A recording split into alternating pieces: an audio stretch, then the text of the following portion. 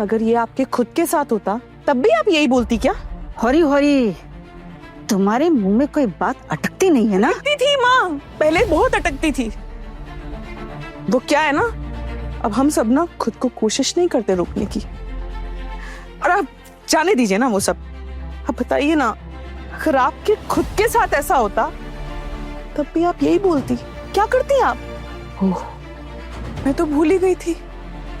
आप तो खुद अपना ससुराल छोड़कर यहाँ मायके में पड़ी हैं।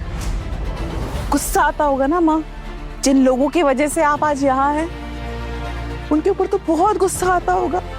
छोटे से बच्चे को लेकर आप अपने मायके में आ गई, जिनकी वजह से आपकी जिंदगी बर्बाद हुई है, उनके ऊपर बहुत गुस्सा आता होगा ना आपको।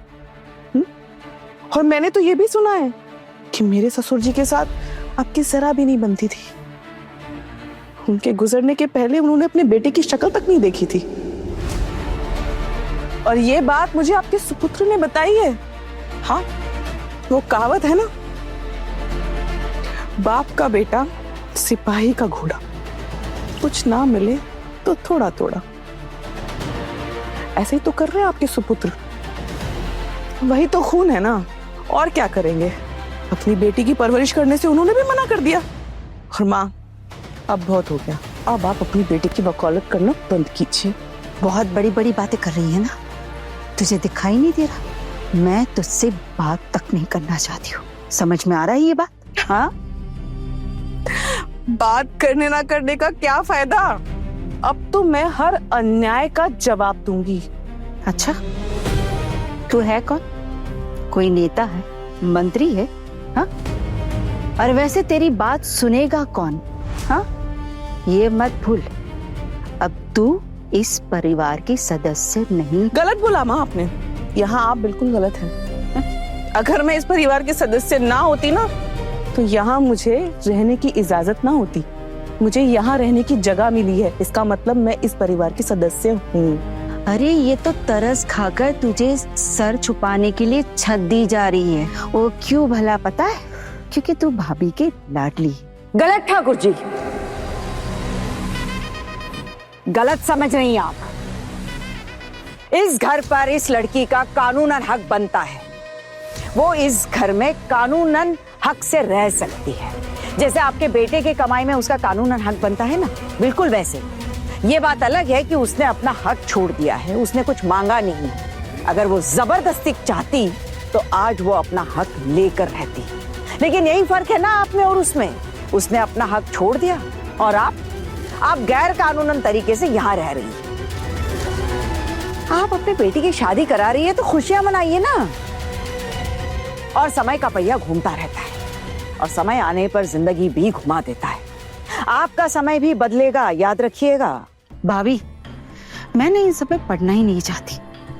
मैं यहाँ पर सिर्फ टुकुन और खोकन को बुलाने के लिए आई थी। तो खोकन और टुकुन, तुम लोग आ रहे हो या नहीं ये बताओ। पोल्टू ऊपर तैयार बैठा है, अब बताओ तुम्हें क्या करना है। हाँ हाँ ठीक है पिशिमुनी, हम आपके साथ चल रहे हैं, लेकिन प्लीज आगे से हमें इन सब चीजों में मत घसीटिएगा। हमें आपके न्योते की कोई भी जरूरत नहीं है। हम आपके बेटे से दूर ही रहना चाहते हैं। हम उसके कोई भी काम में शामिल नहीं होना चाहते। और अब जो बात मैं कहने जा रही हूँ उसे बहुत ध्यान से सुनिएगा ठाकुर जी। वक्त कभी किसी का मोहताज नहीं होता, आपका भी नहीं होगा। अब मछली बहू की तो बात ही अलग थी। आप लोगों ने इतने अत्याचार किए, इतने ताने सुनाए, उसे हमेशा ठुकराया, बहुत कुछ गलत कहा। उसके बावजूद भी उसने कभी आप लोगों को या घर के किसी भी इंसान को नजरअंदाज नहीं किया। सबको अपनाया, प्यार दिया। और आपका वो जो महापुरुष बेटा, वो तो मछली बहू पर हाथ भी उठाता था, आपको पता ही होगा। लेकिन आपको ये लगा कि शायद हम में से किसी को पता नहीं। हम ये बात सब जानते हैं। और अब जो आपकी नई होने वाली बहू आने वाली है ना, अगर उसके साथ आपका ये महापुरुष बेटा ऐसी हरकत करेगा जो मछली बहू के साथ की थी, तो आप लोग बहुत पछताओगे। अगर वो नई लड़की आपके बाल भी नोचेगी ना, तो भी हम बीच बचाव नहीं कर पाएंगे। इसीलिए आप अपना ध्यान रखिएगा अब से। अरे भाभी, ये क्या कह रही है आप? आप पूजा को जानते नहीं है, वो एक बहुत अच्छी लड़की है। उसके मायके वाले बहुत इज्जतदार और पैसे वाले लोग हैं। वो बहुत बड़े घर की लड़की है। अच्छा माँ, सच में? मतलब जिन लोगों के पास पैसा होता है वही इज्जतदार लोग होते हैं, है ना? आप ऐसा ही मानती है ना? फिर तो माँ आपकी 2 टके की भी इज्जत नहीं है,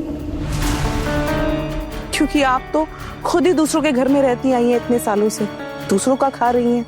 अभी तो आपका बेटा कमाता है तो आपको 2 वक्त की रोटी मिल जाती है, लेकिन उसके पहले क्या माँ? उसके पहले तो मामी माँ ही आपका सहारा थी ना, भूल गई आप? ये बात तो आप अच्छे से समझ ही गई होंगी अब कि आपकी 2 टके की इज्जत है। चुप, बिल्कुल चुप। तुझे समझ में नहीं आ रहा कि मैं तुझसे बात नहीं करना चाहती हूँ? फिर क्यों उछल उछल कर मुझसे बात करने के लिए आ रही है तू? क्यों खामखा जमेला बढ़ा रही है? हाँ, चुप हो जा, बिल्कुल चुप। चिल्लाइए मत।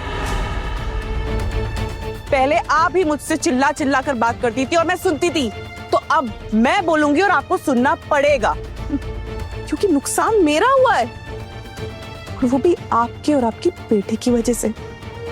जानती हैं आप, ये बात मैं इसलिए नहीं कह रही हूँ क्योंकि आपके बेटे ने मुझे छोड़ दिया है, बल्कि इसलिए कह रही हूँ मेरी छोटी सी बच्ची, वो उसका आज बहुत दिल दुखा है। आपको जरा सी भी फिक्र है आपकी और आपके बेटे को? जरा सी भी दया आई इस पे? आप इंसान हैं, इंसानियत के नाम पे कलंक है आप दोनों माँ बेटे। आप जानते भी हैं माँ, ये सब लोग ना आज मुझे काम पे भेज रहे थे पर मैं नहीं गई। आप जानती हैं क्यों? उसके 2 कारण हैं। पहला तो मैं आपके लाडले बेटे को ना आज दूल्हे के बेस में निकलते हुए देखना चाहती हूँ, बारात लेते हुए। ऐसा अद्भुत नजारा कब मिलेगा? ये मौका मैं कैसे छोड़ दूं? मैं आज खुद ही अपनी आंखों से देखने वाली हूँ। दूसरा जानती हैं, मेरी छोटी सी बच्ची, उसका दिल आज टूट गया है, वो बहुत दुखी है। उसे मैं अकेला कैसे छोड़ दूं? और अगर मैं काम पे जाने भी लगी तो उसे साथ लेकर नहीं जा सकती हूँ। पूरा दिन वो बेचारी वहां क्या करेगी?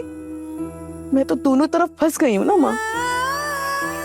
आज तो उसका दिल बहुत दुखा है, इसलिए आज तो मैं कहीं नहीं जाने वाली हूँ, उसके साथ मैं यहीं रहूंगी।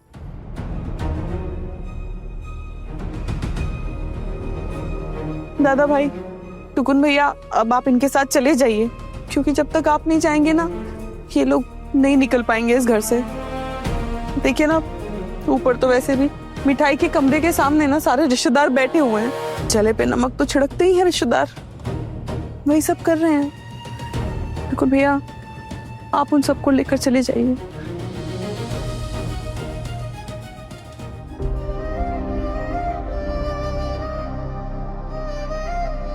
अर्जुन, क्या हुआ? आप रेडी नहीं हुए?